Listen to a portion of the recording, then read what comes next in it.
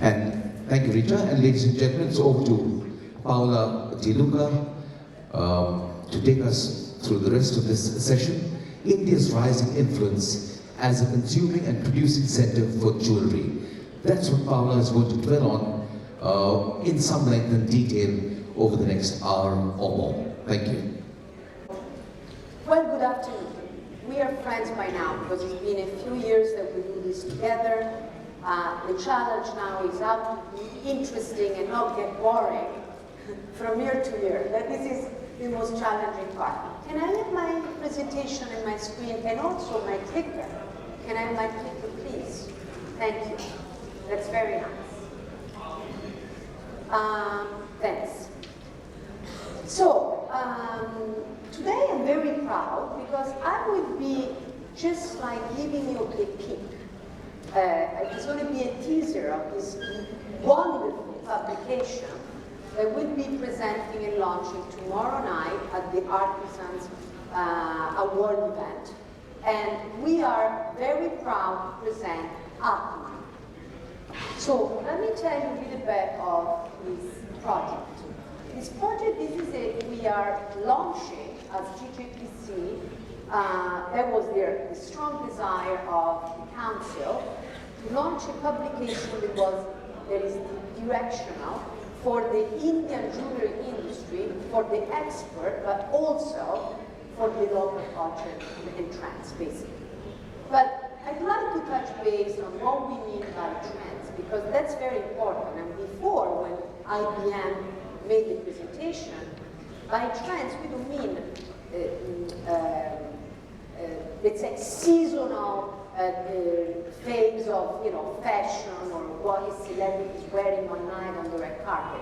Actually, this is a very important note because before, when Bianca was talking, actually, she was talking about how celebrity culture is impactful or not. And one of the things that, for instance, for us is very important as analysts and forecaster is to look at also at art, including cinematography, paintings, literature. Everything is what really is consumer and society culture worldwide. And it is interesting because when a movie wins Hollywood or Bollywood, or a movie is popular, is really reflecting society need. When these producers are investing millions of dollars, they're not just doing it just based on an actress, an actor, but the story. And the story has to be empathic with consumers, with society. Right now we are going through important global changes, political changes, society changes, racial issues, religion, women's rights. It's a very deep moment in history, another one. There is a lot of turmoil, political turmoil. It can be dangerous at times, and I don't want to touch this because people associate jewelry and design with a superficial approach. But when Bianca and they were having the conversation about celebrity, who are celebrities? Celebrities are walking platform of certain information. They become a medium to communicate certain things. So when a movie is being produced and it becomes popular, it's because consumers, society finds in that movie something appealing. Could be escaping from reality, could be dreaming, could be even, I would say, the way they're dressed. The 1970s, for instance, are very recently popular, but certain codes of that particular time. When it is very often say, well, everything is going back in fashion, the 80s or the 90s or the 70s.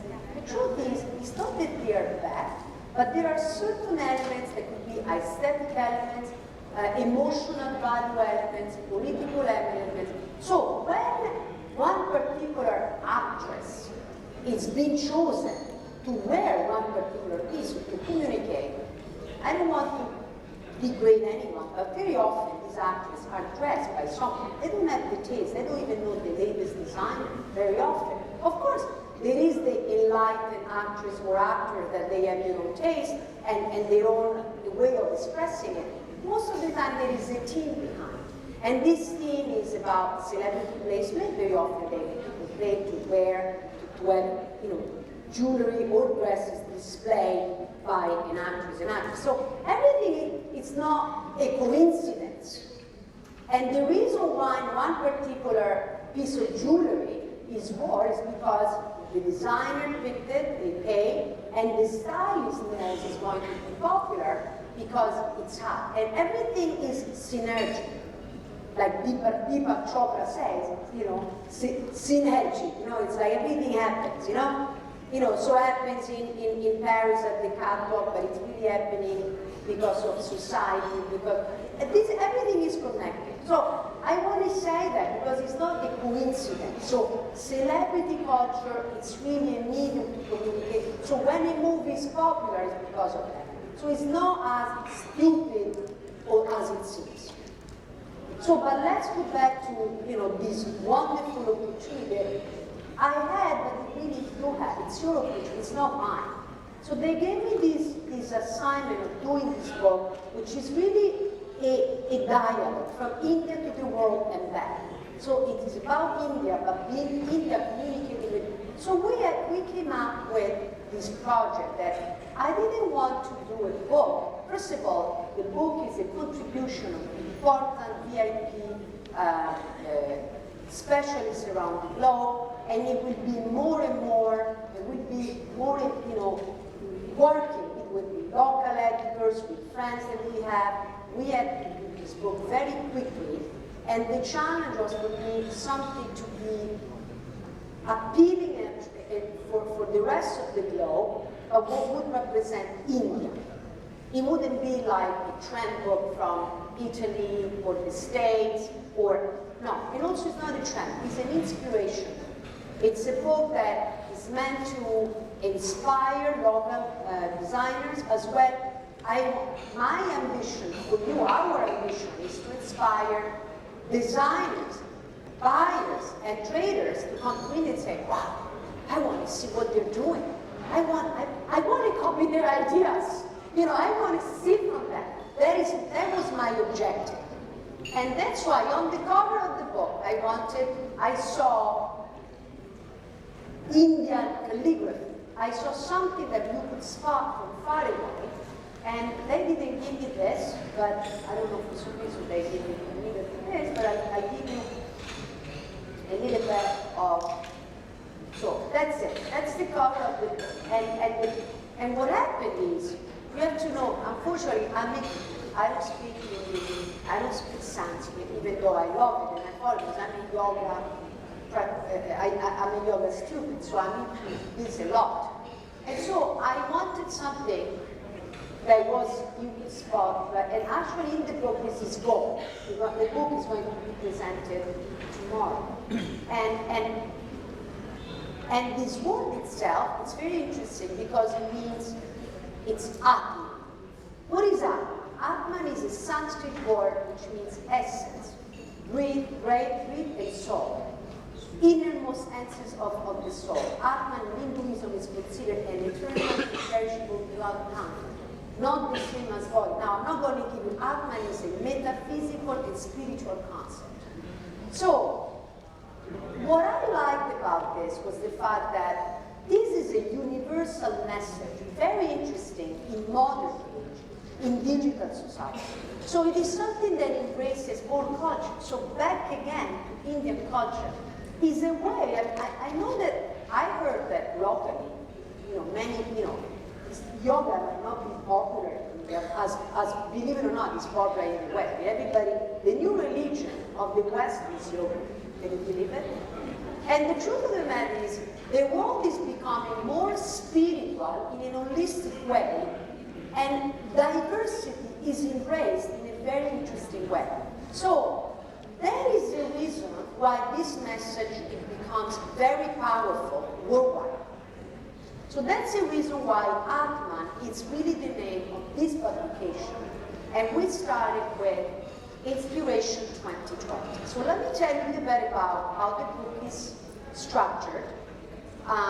Today is just a little bit, and then you will have the opportunity to not only see it and get it, but we'll also have a design initiative program with workshops that we do throughout the year. So we have to be in touch with the council, and then we communicate this important topic that we covered, from storytelling, visual merchandising, and curating.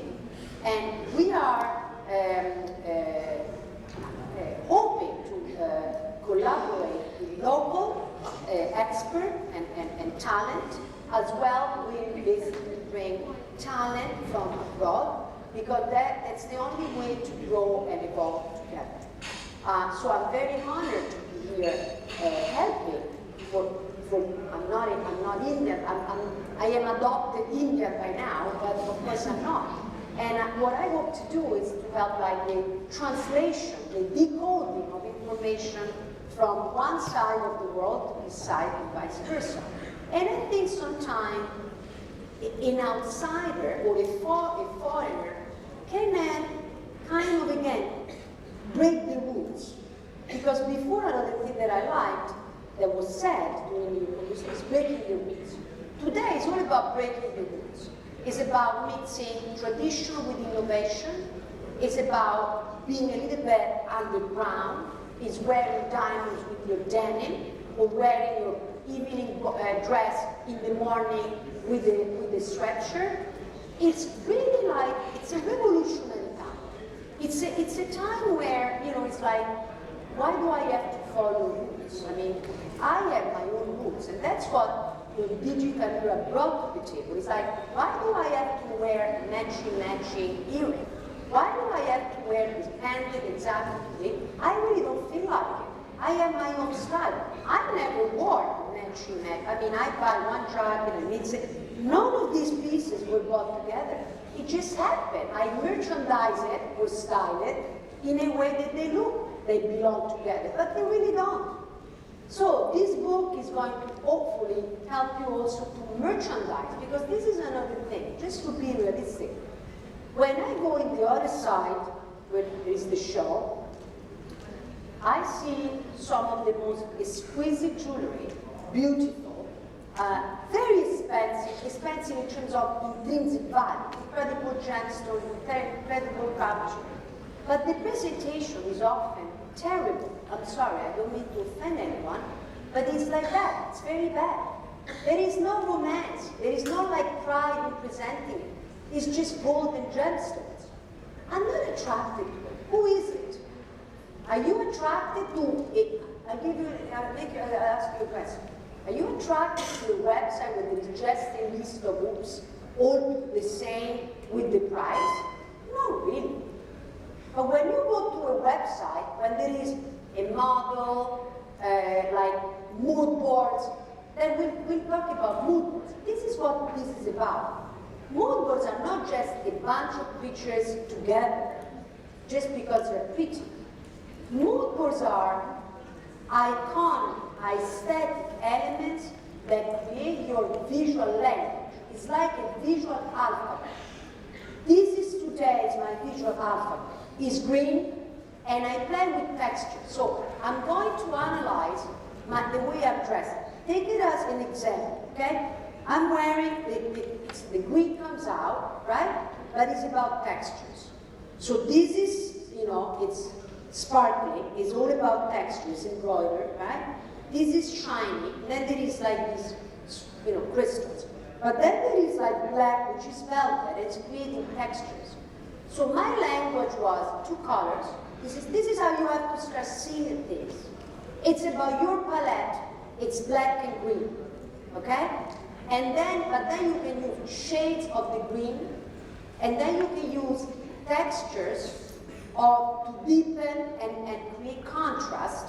And so I have the black has sheer, I have a pattern. So that's what I'm talking about, visual language. Do you see what I mean?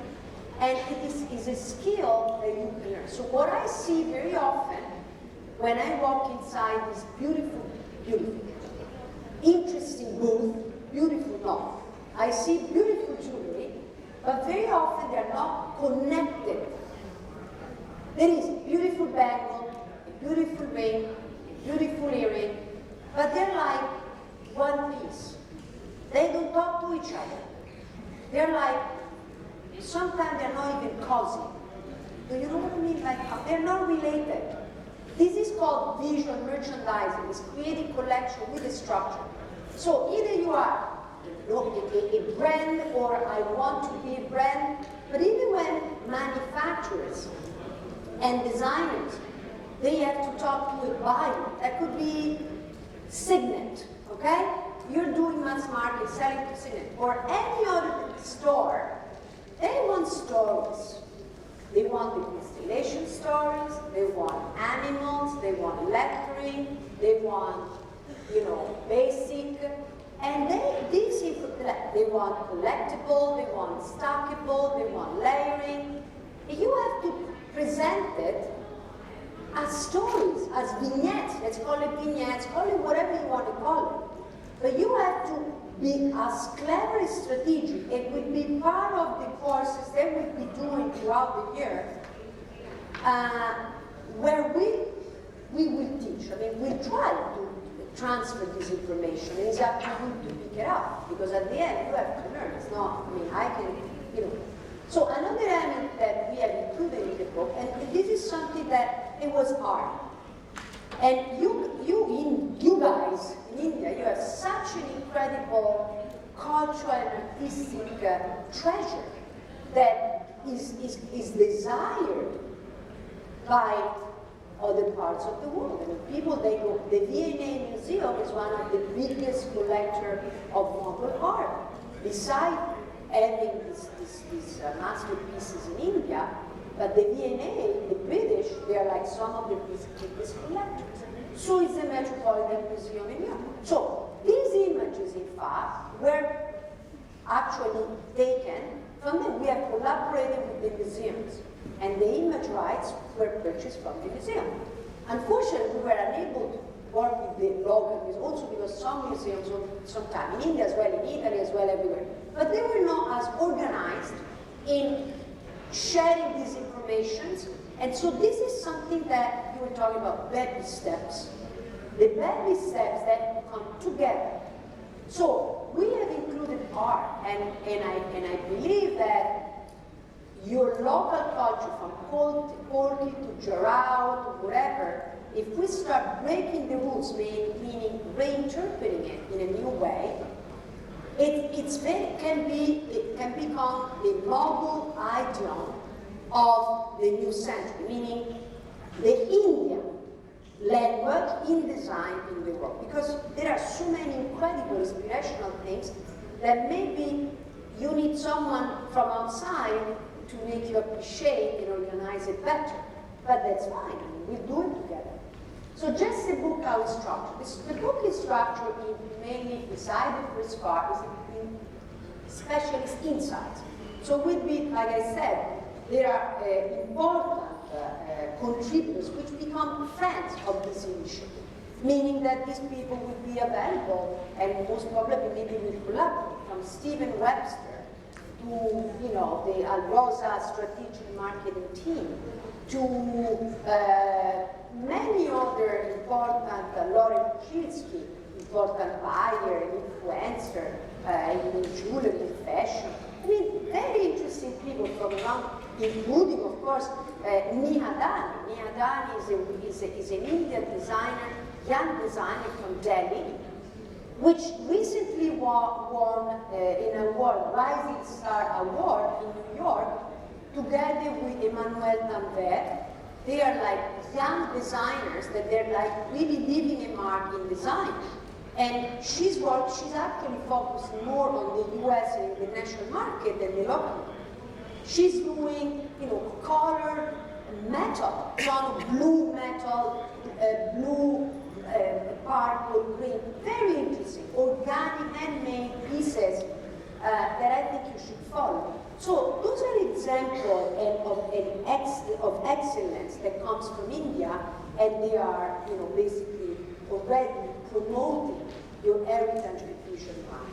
And then The second important chapter is what we call jury overview, and it's divided into three important sections. One is diamonds. We were talking before about the importance of diamonds. Italy are the largest hub for exporting diamonds in the world. So who has to master diamond and diamond culture and vision, if not India? I believe. And last but not least, of course, gemstones, because also you are the producer of gemstones. So we are focusing, and again, this is only the beginning. So I hope that we go from here and up, and we are very happy to collaborate with specialists, designer, local talent, editor to develop this project.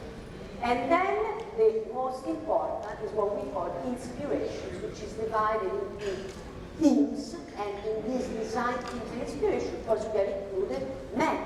So it's not just women, but also men. Today we just touch base very quickly. I'll make you, I hope, I'll inspire you a little bit, and then I hope that to trigger your imagination, and maybe you'll pick up the publication, and maybe you will join the program. So, just very quick, because I know you like pictures. We are a society where, right now we communicate with images and sound. So what's the most important thing is about Instagram, Pinterest, Facebook. Everybody is becoming a photographer, and also podcasting. Like, just Spotify just bought a very big company that for like podcasting, because images and sound is the digital era most wanted. This is very important. So, reading is becoming a little less. So we are going to be doing webinar. That's what this is the new that I'll tell you about later, and basically podcasting. So, research, analysis, and execution. I always want to show you this, and this is going to be, let's say, the guideline of our program. And it's all about research. Research is about, and I just touch base very quickly because it's boring just to read, I know that, but just to tell you that it's not just about picking up images, randomly, without a vision, without a strategy. It's about research and data collection, data analysis. What IBM was saying is exactly that. But we have to set, and this is why I want to collaborate with them, it's like, what are the parameters of this search? The parameters, now, the skill between why I'm good compared to others, because I have experience, and the experience brought, the know-how to set the parameters of my research. That's what makes it different, that's all. I mean, the informations are out there, but I'm a better detective. I'm a better spy. I collect information, and I know how to do it. And that what makes it different. Consumer insight based on demographic and psychographic, location, income, and so on. We've been talking about millennials, but millennials it's a very short, it's an important demographic segment, but there are also the pre-millennial and the post-millennial, which are like huge. The middle, I mean, there are now models that they have white hair. The new trend is women letting their hair white. Because women, and I'm going to touch base on the Me Too movement, there is a new wave of feminism which is wanting to be liked even if they're aging. I mean, of course, you're beautiful like teen, but you cannot just have creams. They're promoting anti-aging cream with a 20 years old model. That's easy, right? I mean, how can you do this? What about if you're 40? What about if you're 50? You're going to die? You're going to be thrown out just because you're 50? I mean, so now the new wave is, advanced style, they call it, or, and women, they have like white hair, they are models. Manon Crespi, very important friend. Manon, she's a model in the industry, that she has her own also program, her own like YouTube channel, and she's promoting herself as a, older model. No, it's not old, mature model, and Julie, which is, it's a story right there. So why do I say that? Because it's a different demographic. And this demographic demographic is going to buy different things than the millennial, and have more money. They have more disposable. So the real collectors are what we call the middle. And the middle are these older kids like me. I'm going to be 70, and I'm going to act like I'm 18. You know, that's like, what's the secret of no aging? Just being silly and just laugh. You know, that's what it is. This information brings to analyzing. Analysis comes with experience, but you guys, the designers and the marketers and the entrepreneur, it's very important because from analysis comes strategy. And from strategy comes execution. So research and analysis brings knowledge and market opportunity, developing knowledge, design, creating products of insight. So all these informations are going to give you the parameters and the strategy to basically come up with the right product at the right time. That's it. It's very simple. It's like an equation. It's pretty much. So now we get into the fun part. Okay, that was boring, but a little better. Just to tell you that images are not collected just because they're pretty. Okay? So when you say, well, I want to, so people look at it, they go, well, I want to do what you do.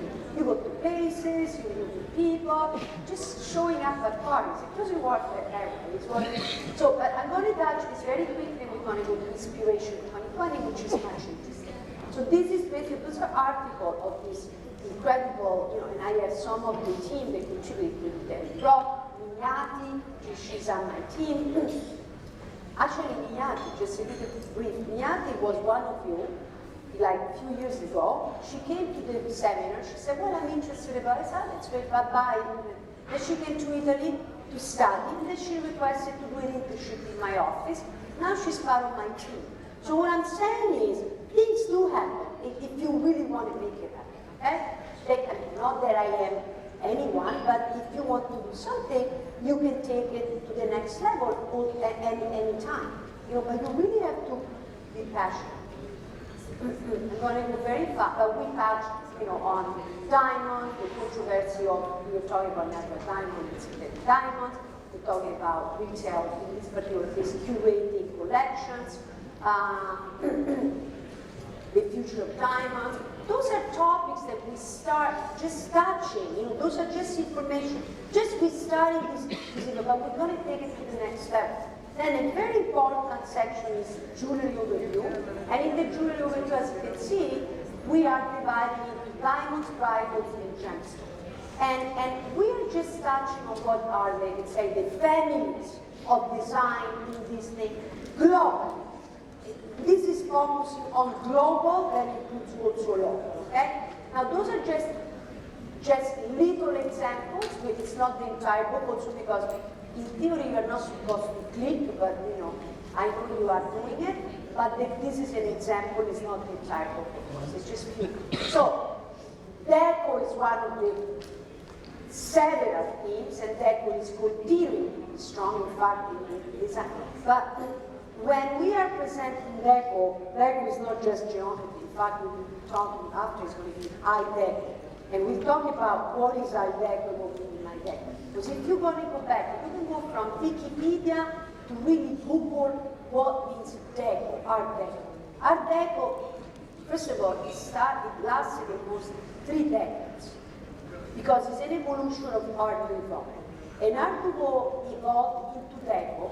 And I would say that deco is the first global design trend that happened worldwide. From Europe, America, India, and China.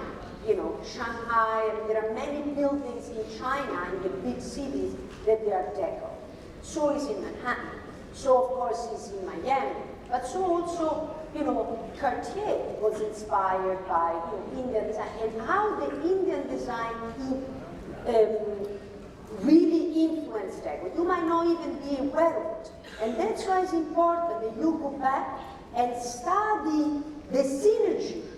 And the synergy can help you to really take it to the next level. How that particular time in history triggered certain emotional value, also historical value, and everything all of a sudden became global. In fact, even you were talking, Richard, before about Egyptian, even Egypt and were influenced in a way, because at that time, the Tutankhamun tomb was discovered during that time, and influenced Deco design. So Mughal art and all the combination of pearls and rubies and emerald, and also the fact that wealthy people from India would go to Cartier and all the big jewelry in Europe and commission these big, beautiful pieces. Of course, they wanted to their taste. So they brought Indian culture to Europe, to Place Vendôme and other places, and they interpreted. So that dialogue has to happen again. And it's actually not by knocking off or trying to be Western, because you know what? We don't want to look all the same. That's why people is wearing mismatching jewelry. We do not want to be homologated. And the fact that we are keeping our heritage, understanding the difference of other cultures, which are related to color, skin, environment, climate, that we'll be addressing, has to be adapted to. Vintage. We were talking about with David, our auctions are becoming more and more strong. You're buying vintage jewelry, you have an obsession with it. You're buying Boucheron and pieces, this vintage thing. Why vintage? Also, let's touch base just what's vintage and what's antique. Vintage is from the 20s and 30s onward, and before is historical, very important. Let's also make the difference between vintage and historical pieces, because there is a difference. Maria Antoinette pendant necklace, that's antique. A 1920s, 30s piece, it's antique / vintage. A 1950 is vintage. It's very important to be cultured about this information. Vintage became a style. It could be original vintage or vintage inspired. But the need for consumer and society, for culture, for depth, for romance, for history is very strong. I'm going to go fast, but just to show you the structure of the book, we have all the technical charts, silhouettes, and all that. And then we finally get what I'm very happy, very proud, is Inspirations 2020. Once again, you see that the old book has this fil rouge, this common denominator of modern art. Going forward, we're going to do something different, but Mongol is something that is really liked internationally. So I was hoping that India would be appealing and sophisticated for the rest of the world. It's like people that like the Renaissance in Italy, the Baroque, they like Venice. So maybe Italians don't care about Baroque. Maybe we give it for granted, but people like that. And maybe you think, okay, it's Mongol, okay, it's foreign, I'm not interested. But that's what people like. People love opera. Italians will follow it. They don't care. They really, people love yoga. Maybe you like Pilates, right? That's how it works. You like to take Pilates classes and we into yoga. We come from the other side of the world to do yoga retreat here. And you come from here to do Pilates retreat in Europe. Aren't we crazy? That's how it works, you know? So, design direction. So our themes is Art Deco, ancestry, storytelling, and self-expression. Art Deco, in evolution from the last centuries, a hybrid culture exploring the infinite possibilities of technology. So it's not a going back of Deco. It's what is Deco? So I challenge you to really do a research on what intellectually meant Deco. At that time, Deco in Paris, there was, Cubism and Fauvism, and all the artists. Paris was the center of the, international art scene, and there was these movements of different people thinking in a different way. Some people were more representative, some other people were more abstract, some other people were like material, like painting and just showing the brush. Everybody, because it's like there was no rules. That's when contemporary art really started. Because until then, a vase of flower was a vase of flower. A vase was a vase. And then Picasso came together with many others and said, you know what? No, really. I mean, I'm here, I see one thing. I move here, I see another thing. So from my perspective, a portrait is a combination of angles together. That's it. That's what I decided, you know? And he believed in it, and he made it Cubism. Well, of course, Picasso is not the only one that, you know, was part of the movement, but it's the one that, marketing-wise, made it big. That's what it is. He was a better blogger, he was a better Instagrammer, he was a better marketer, whatever he was, that's what it is. You know, maybe there were other people better than him, but they didn't get to the stage. That's what it is. Surrealism, Salvador Dali. Right now, I don't know if you know, but I'm telling you, because this book was also a collaboration. Now we started collaborating with local artists, photographers, artists. One of there are some incredible surrealist photographers and artists in India, like Manjunath Kamat, for instance. Incredible artists. These people, they are, and because of, you know, and great photography, like Arjun Mark. Arjun Mark is one of the contributors of the book, among other photographers, and we hope, and we aim to really collaborate with more local artists, because we are basically, we believe in mixing, in kind of influencing all sectors. I mean, you guys do textile and interior decoration and tapestry, and this world have to communicate. And that's how you make it strong. Like, you know, made in Italy is not jewelry, made in Italy is a lifestyle. Why not promoting the made in Italy vision also of opulence and sophistication? So IDECO stands for, you know, intelligent deco, international deco, I decor, myself. This is the palette. As you can see, the palette tells you the combination of geometry and architecture to floral pattern in a very clean, sophisticated way, but also patterns. And I'll go very quickly about some of the selected spread. And as you can see, it's a combination of international designers as well as Indian designers. Peacocks.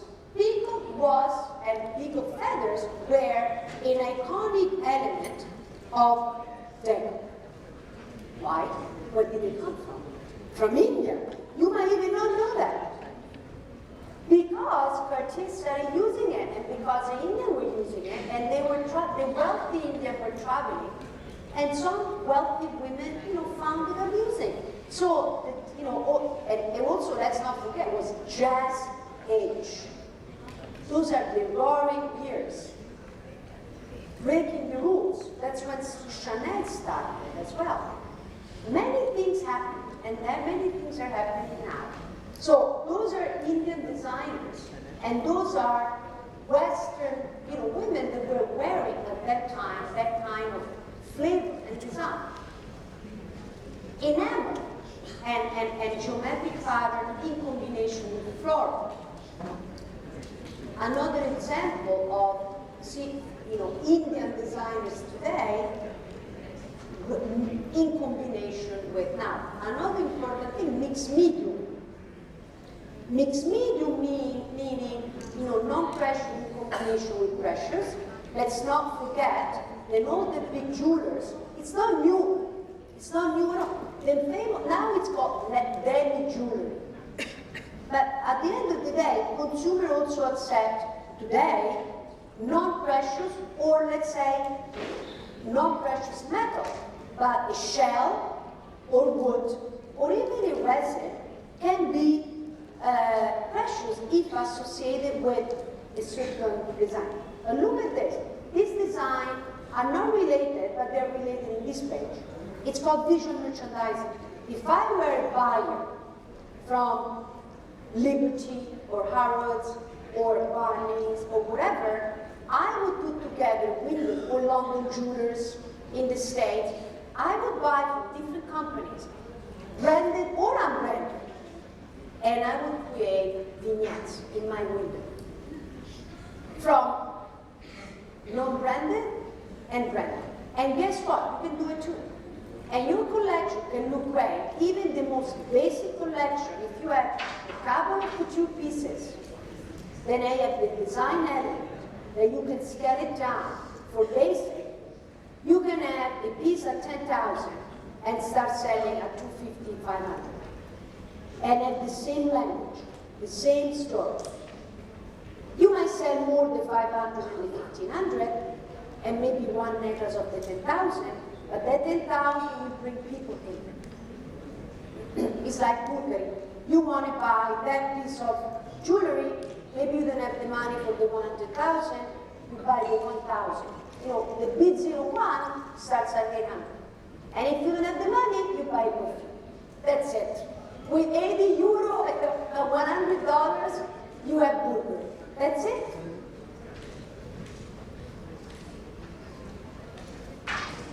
Now, second thing is storytelling. But the truth of the matter is, it's all storytelling. It's just, we call this, but it's also, storytelling is ideco, but this is an introspective engagement relating everything between the dreams and the divine. Now, India has the most incredible, fascinating stories. You have the most incredible palaces and landmarks in the world. I mean, it's like, who doesn't want to live the dream of the royals in India? Who doesn't want to live with the elephant? Who doesn't want to wear gold and saree and diamonds? Who doesn't? Every woman in the world, every man wants to be one day, you know, one of these people. And so this is what we are selling together. And you should be selling with that attitude, with that sophistication. Because you know what? It's aspirational. You know, and you should have an attitude selling, not a cocky act, but saying, that's my thing, that's what I want. If you don't do it, I do it for you.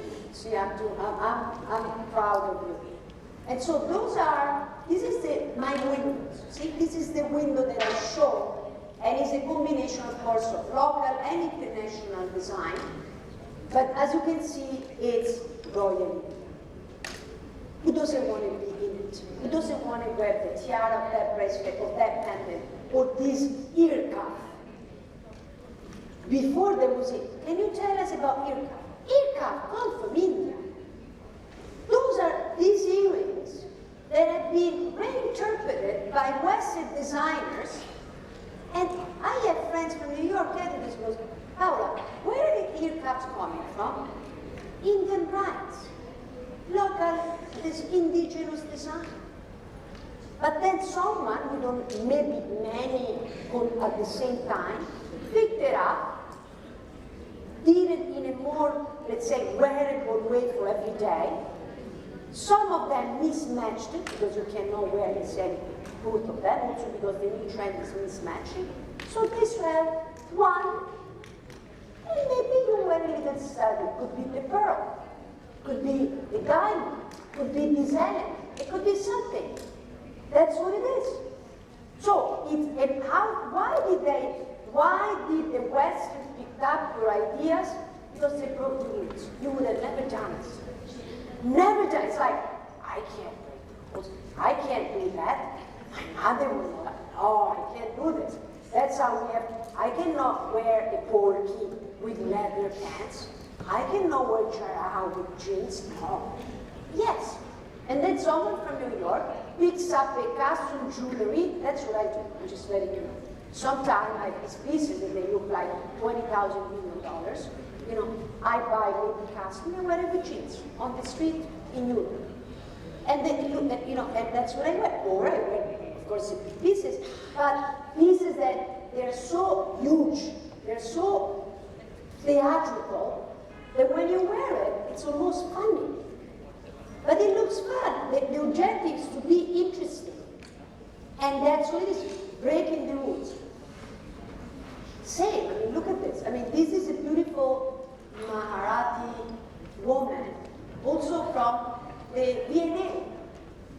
And you see, the combination of this assortment is from the world. It's not just, you know, Indian, but look at the Kertipis. That's a Kertipi. What is that? Doesn't it look Indian? How many of you have that in your collection? Some are. They will have. If I go in the show there, I'm timing myself. I'm not looking at I'm just timing myself. So that's it. So this is why this is an inspiration, because we want to show a direction, a light, a way of what is that is incorporated, you know. And see, if I was bringing this from, you know, France, it was great. Then, you know, look, in Italian, that is doing for you the visual merchandising. That's your stuff, it's not my stuff. Can you believe how beautiful it is? And this is mainstream.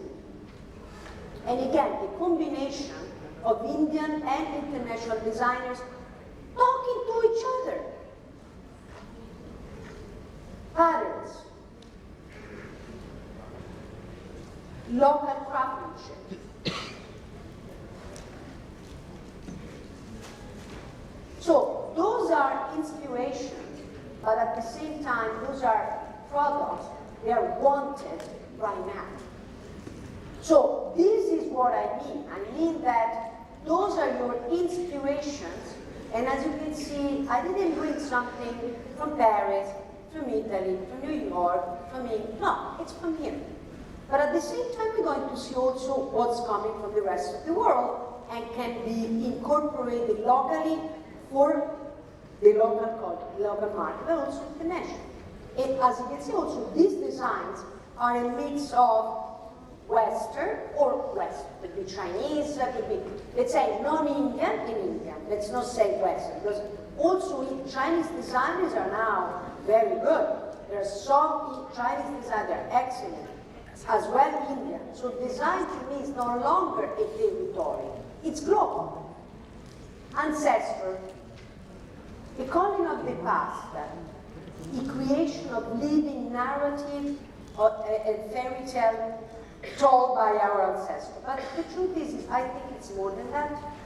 I think that there is this need, urge to really get closer to the elements beyond just the culture.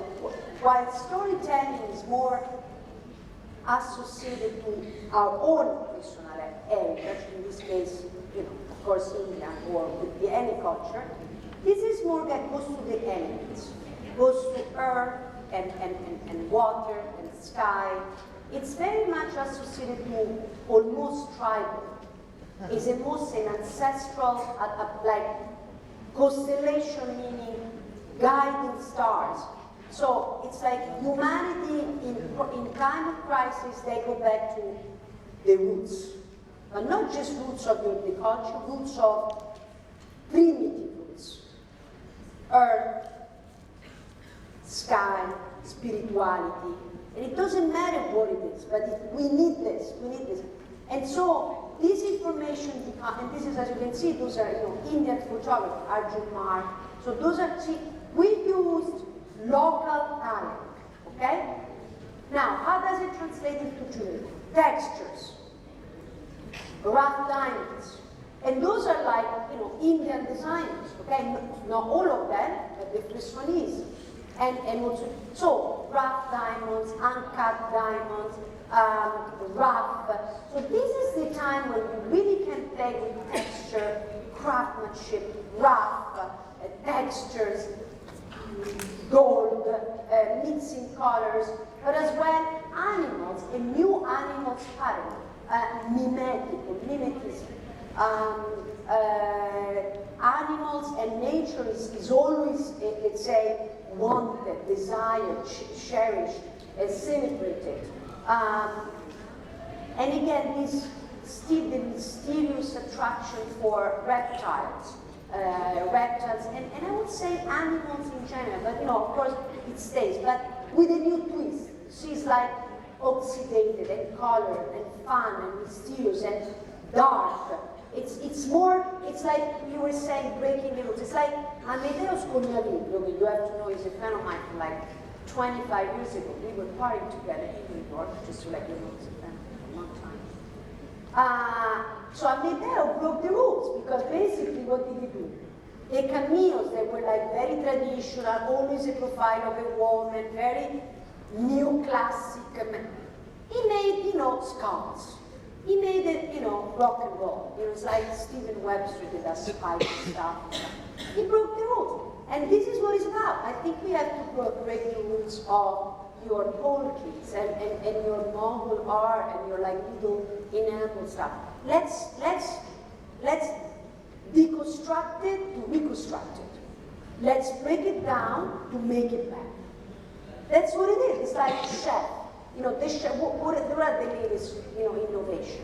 They take traditional recipe and redo it and deconstruct. And in deconstructing the ingredients, something else come up. Maybe there are like different steps to one particular dish.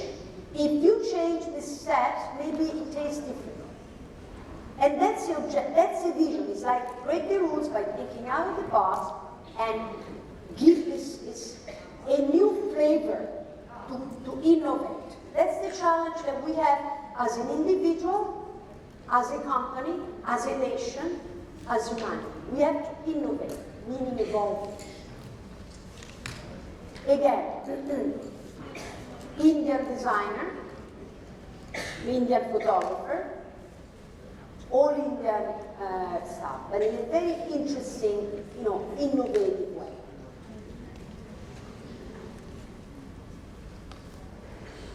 And then self-expression. This is, I would say, is more global, and I think in a way, this is the last theme, but I would say is that, in a way, I would say embraces all the discussion that we have today. From diamonds to, we were talking about, you know, wanting to also celebrate, you know, sometimes just you, who you are. You want to wear jewelry every day. Why do I have to have just an engagement diamond ring? Why can I not have like stackable diamond rings or like hoopsie rings with diamonds? Why can I not have affordable diamonds? Why can I have affordable jewelry? Why? I want to have something that I can build my own wardrobe, and that's why we have mixed-match collection, why we sell individual earrings, that's why we sell small items to layer. That's important. If you come up, this is another thing, a tip for some of the manufacturers and the designers.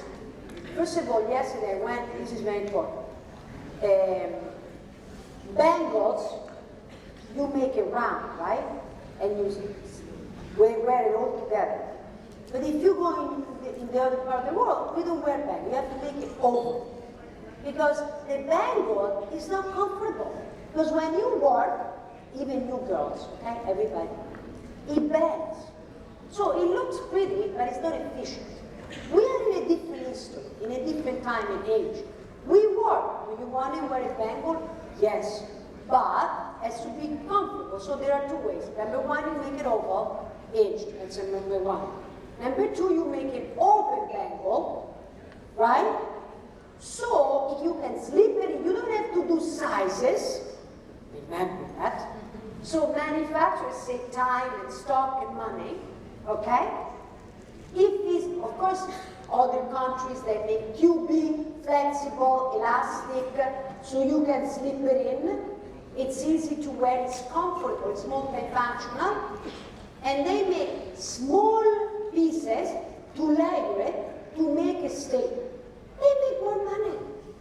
They make more money. If you sell a bangle for 5,000, you go, well, but the little bangle is going to be 1,500. No, I know, you make the same, they're not the 5,000, maybe they buy 5. Maybe they're not buying it all together, but they buy the first one at 1,500, the second is going to be 1,000, the third is going to be 2,500.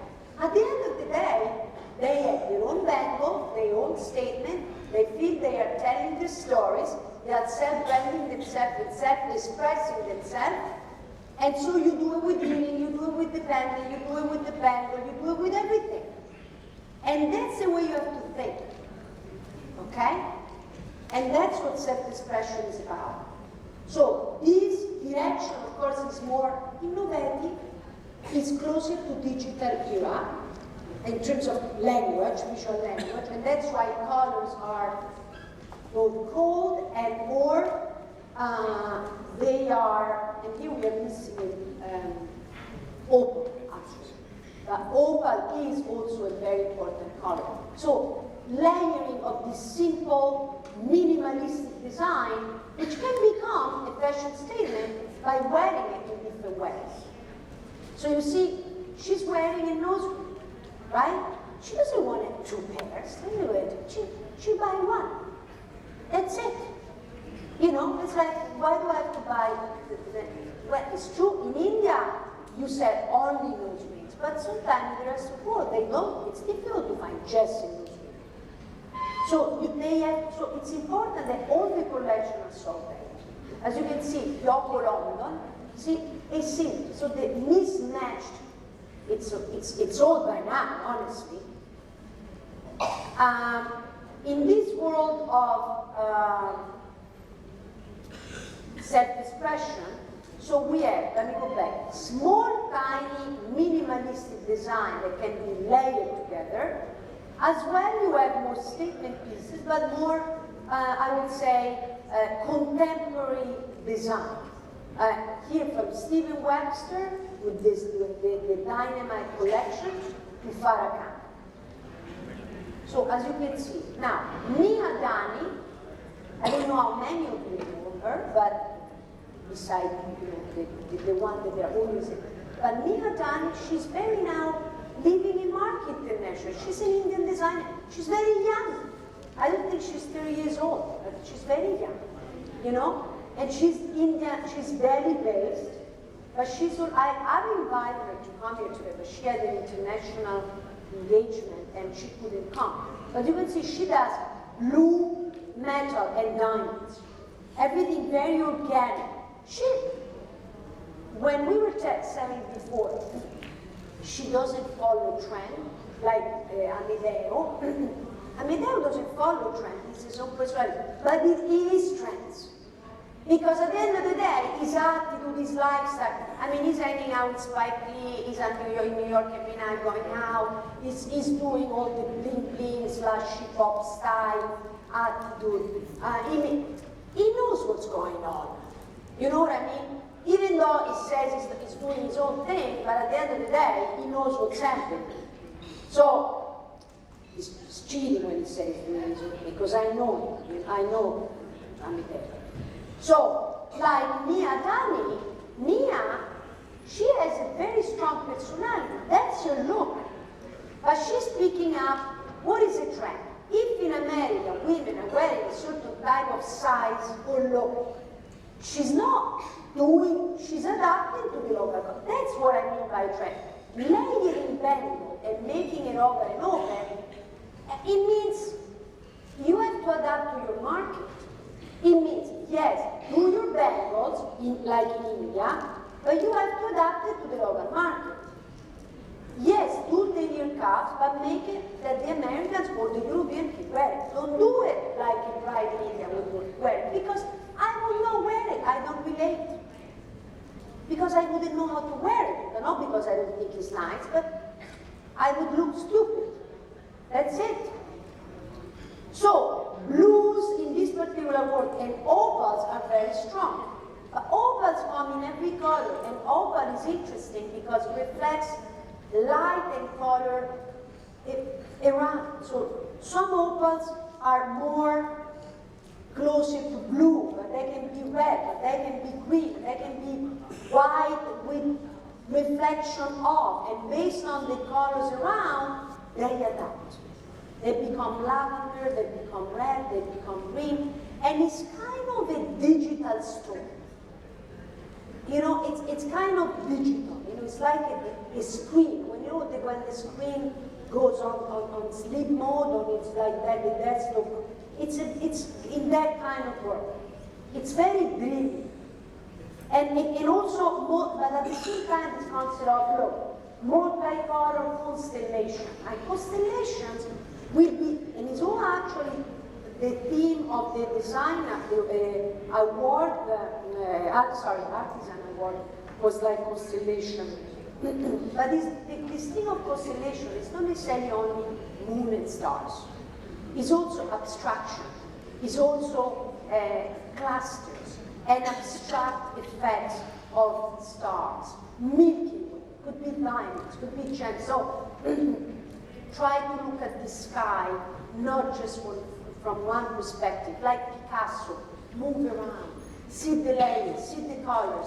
See, it's not just black with dots. It's not just a moon, half moon. Could be full moon, could be an eclipse, could be a star, could be a cluster of gemstones. It's a lot of things. Could be gold with, like, a texture with diamond sparkle.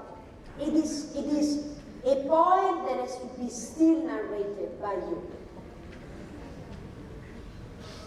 So as you can see, I finished. I'm just now getting into the continuous area, but because of course I didn't disclose what Atman is about.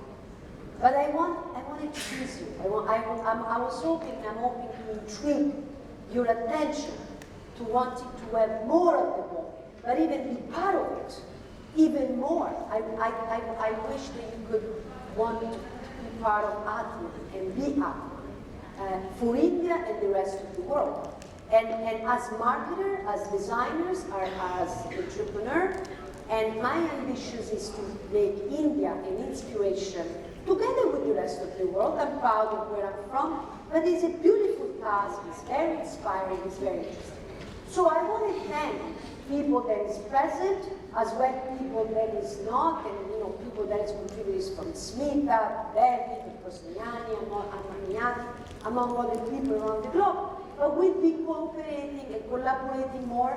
We have limited time. I hope that for next year, which is this year, next year for us, for me 2021 will be presented in December, just to let you know. So this is very important, the production cycle. Because when people goes, well, Paola, you're doing 2021, we are in 2019. Well, first of all, 2020 for me it's old, because I presented the trend book in September, in September. So 2020 presented in February, it's borderline. Because we have to start thinking ahead of the game. 2020, it's in 9 months. I mean, if you pick up the book and you internally start thinking about the strategy for fall/winter 1920, okay? It's going to, if you want to have some quality time, maybe you spend a month and a half to figure out the strategy. Strategy means what kind of design, what kind of collection, what kind of catalogs, what kind of communication, what kind of campaign. Because it's not just about what I see in the other area, pavilion. I see beautiful jewelry, no presentation. I see beautiful jewelry. It looks like you're selling bread. We have to present, we have to be proud of our pieces. We have to, it's like a woman that puts makeup on. You pretty also with your sneakers, but if you want to be picked up, looked at, you put your beautiful skirt, and you put makeup on, and you walk around, right? So is a man. So why shouldn't you do that with jewelry? With a beautiful collection, present it, put your either mood board or inspiration element in the windows. I want to have window, maybe there is one piece of jewelry, one. Not 20, I don't see that. I'm running. You see, one piece of jewelry and walk around. And then people will stop and say, can I come in? And then we buy. Sell the content. You can sell just stud earrings. If you sell stud earrings, just basic, $100 earrings, but you make it in beautiful windows, that's it. If you go to Vicenza, some companies, they're not as good as you are, but they make beautiful windows. It looks like better than maybe some other product you make. But it's not better, it's so good. So it's different. You go inside, many pieces are boring. But the window, they spend most of the money in the windows. In fact, there is a book on different windows. And this is another workshop that we'll be doing. It's going to be visual merchandising and communication. Because storytelling, when you designers are doing something or the market, it's not about, again, the design, very strong data, I have the IBM guy here, it's like this. Data, informations, analyzing, strategy, codes, mood board translates into visual codes, and then communicating with your code. That's what it is. So these people, I want to thank these people that we had there on board, and I hope they will be the influencers of this project and this impact. Now, I don't know if you have questions. If you do, I'm happy. I will be actually launching a series of webinars online as the Futurist, free of charge, and we'll be talking about Altman and also forecasting. Dates will be announced online. We're going to be like pills, like 15, 20 minutes, just talk about something in particular. And it would be nice that you guys join, because the more we learn about you, the more we are able to give you what you need. And as you can see, the reason I'm doing it, complimentary, because I'm eager to learn about what it is that the market wants and the market is you, but also to exchange information, and I think in which these projects are more important. Do you have questions? If you're shy, probably once I go down, don't ask me questions before, because I'm not going to answer. Because I know sometimes people are shy. No, I'm shy, I can ask. Now, you're hilarious, Paola. Going back to the time you were talking about vintage, yes, and the 20s to 50s area, and antique is before that. So where does estate come in? When what? Where does estate jewelry come in? Estate jewelry. Estate jewelry. Estate jewelry. So where does that come? Well, estate jewelry are antique jewelry. In a way, estate jewelry, it's a very interesting question, because estate jewelry is, this is actually, it's tricky. You got me there. Because... Does it go pre-1950? No, estate jewelry are jewelry that also, let's also analyze what estate stands for, okay? The estate piece is usually also associated with certain brands, certain names. Like Boucheron is an estate jewelry. It's like real estate, it's like the powerhouses, So estate jewelry are, because you see now, vintage itself, if you even investigate, really comes from the Hollywood stars started in the 80s using archive pieces from the fashion designers, from the Maison, the Valentino, Christian Dior. They didn't want to use the actual collection, they went back to the archive. And they started using what is called the vintage, the archive pieces. And the archive usually is 50 onwards. I would say that from the 1920s onward, it's considered because liberty is historical. So a René Lally piece, it's historical. I'm not sure it's an estate piece. Honestly, that is something that should be debated. But a Cartier or a Boucheron or a Bulgari, it's estate. The houses. Yes. So that's something very interesting that you're touching base. But it is in the same world. We hear so much in auction nowadays about estate jewelry. Because those estate jewelry also associates with some, let's say, prestige pieces. Does it make sense? So the estate also is kind of a rank. It's a rank because it is historical unbranded or vintage unbranded, and then there is the powerhouses, So a Buccellati is an estate piece. Does it make sense?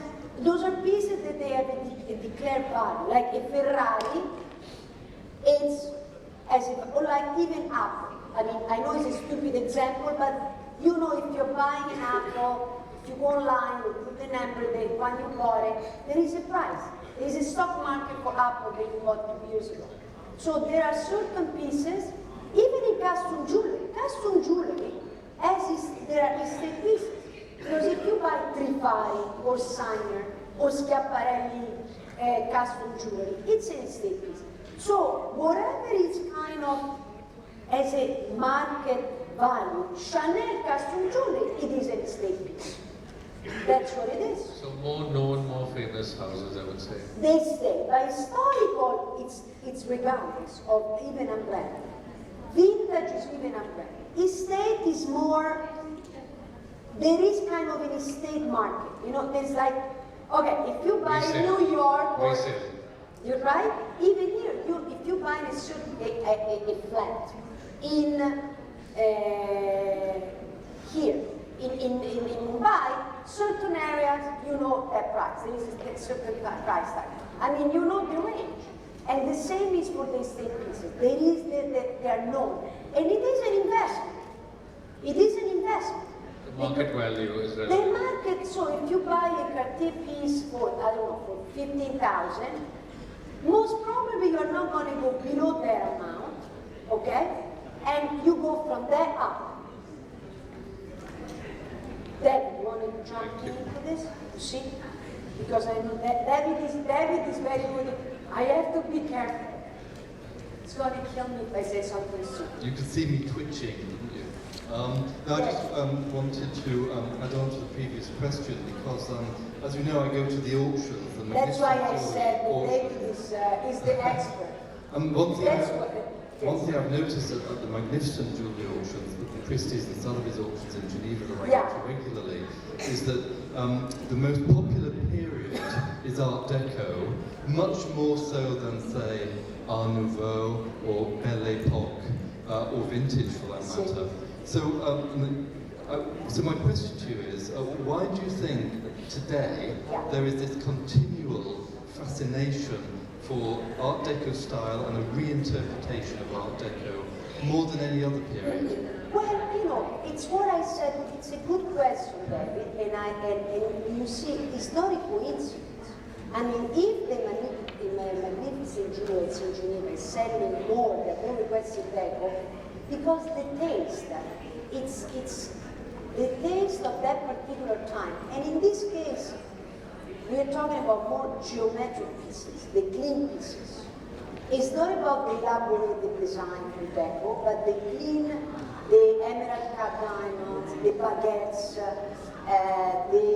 the more, because it's the most contemporary, which is echoing the needs of contemporary age. So in a way, and if you go back to it from an emotional perspective, because I always go from you know, society needs, emotional needs, translates into profit. It is not vice versa. It's emotional, need, profit. It works like that. And digital era and this exploration and experimentation of style and culture and population aligns everybody's on Deco because it's the first movement that covered the entire globe. So people relate from India to China to, I mean, example of Deco architecture is everywhere in the world. Everywhere, pretty much everywhere. And that's right. And I think it's kind of it's a new beginning. You know, it's like it's kind of digital era, 1920s, 2020s. It's like that. So he's echoing that particular time. So is an unconscious request because of the emotional need of digitalism. One more, if I may. Another key trend I see at the auctions is that the branded pieces do better than the unbranded pieces, the Cartier, the Van Cleef. So just wondering what your sort of advice to the audience is with regard to branding the very best of made in India designs to the global stage. Well, you know, I think branding Now, today we have all the tools to really be able to brand almost anything. Could be even a glass of water, a dog. I have friends who are making money on a dog. My friends, they have a beautiful dog, they made an Instagram account on the dog, they are doing merchandising collection on the dog. The dog is a celebrity. In the sense that if you are able to master what Misha is doing among other people with social media, I mean, some people that is completely unknown, they can be, if they have a vision and they know how to communicate, they can do it, for instance. Now, she's communicating editorial content. If you're communicating products, design or something, you should apply the language to communicate. So branding to me is really, it's all about what it's saying. Storytelling. It's exchanging, it's storytelling. So if you're doing a product, communicate who you are, where you're from, how jewelries are made, what are your inspirations, and try to see what people like from your collection to your work. So the rule works for the Indian designers, for the Italian designers, for pretty much everybody. And there are already, David, Indian designers, they're pretty big online.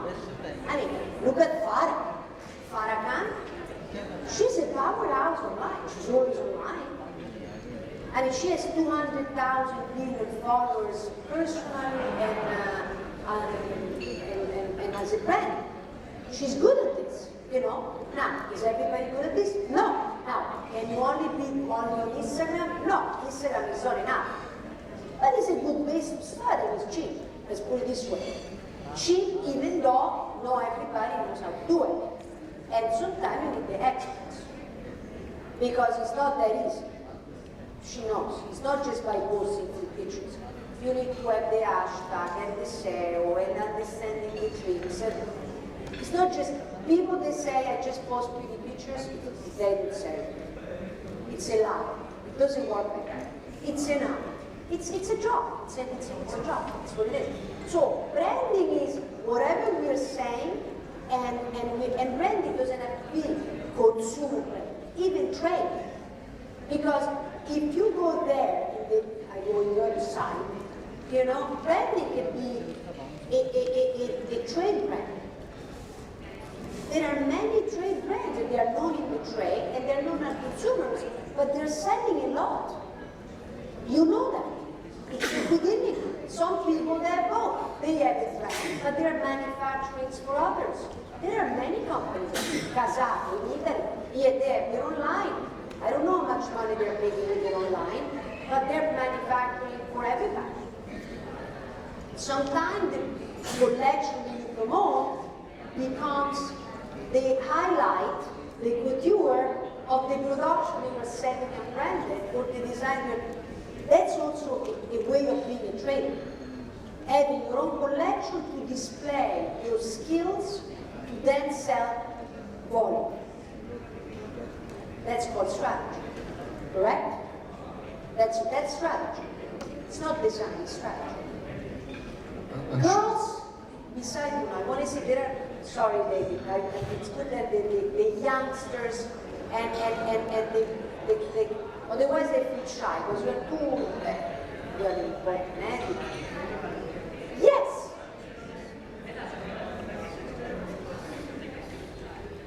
What's your name? My name is Payal.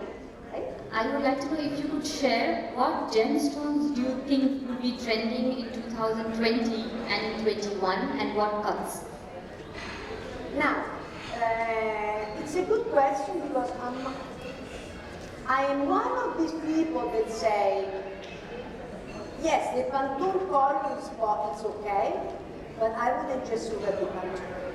Because if Pantone is coral, not everybody's going to buy coral. That's number one. Because coral is not popular everywhere. Not everybody understands the value. Not everybody knows how. So, which stones are popular in 2020? First of all, there are already some. The classic stones will continue to be trending. I don't think would be out, emerald, and would be in. In fact, Muso, among other Colombian mines, are pushing evidence. So this is what I'm giving you another direction.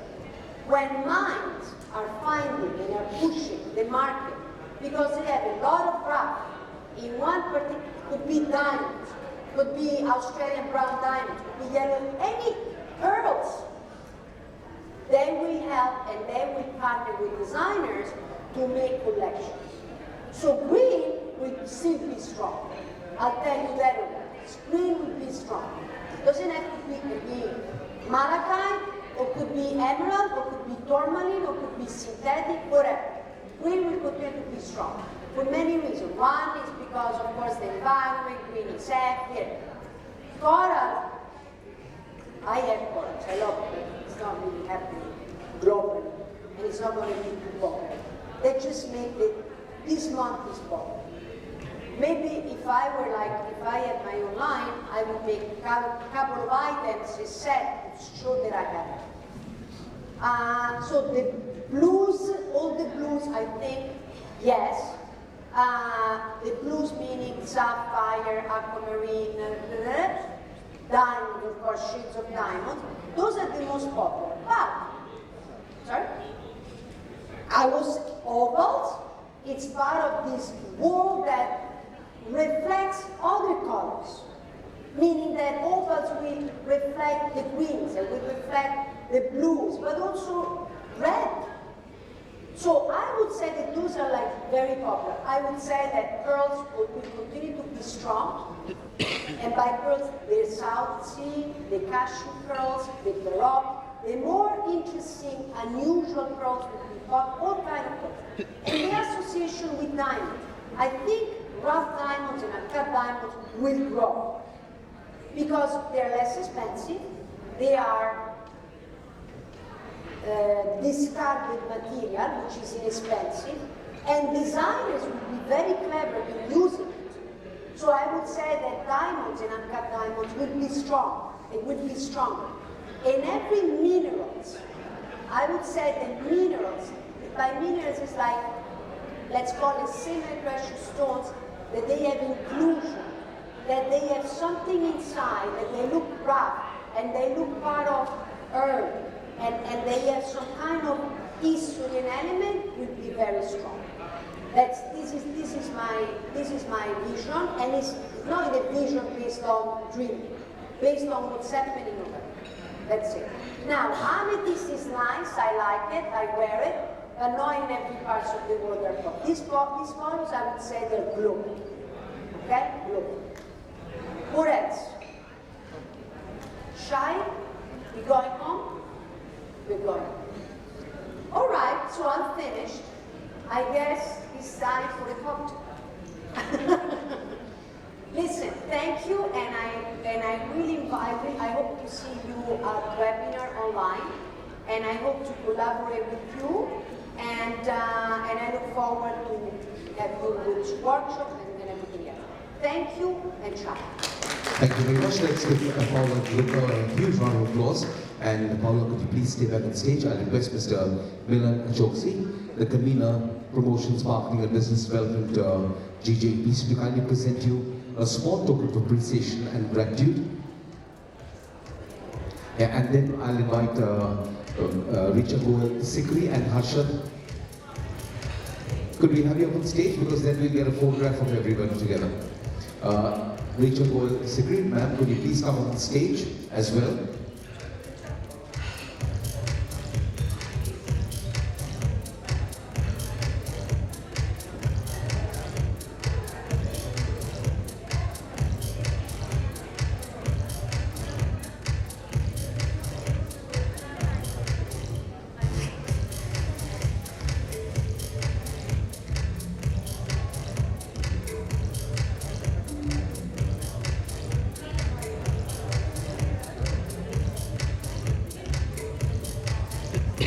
There was a nice group photograph. Thank you once again to Ms. Paola De Luca, Ms. Richa Goel Sikri, and Mr. Harshad Ajuman.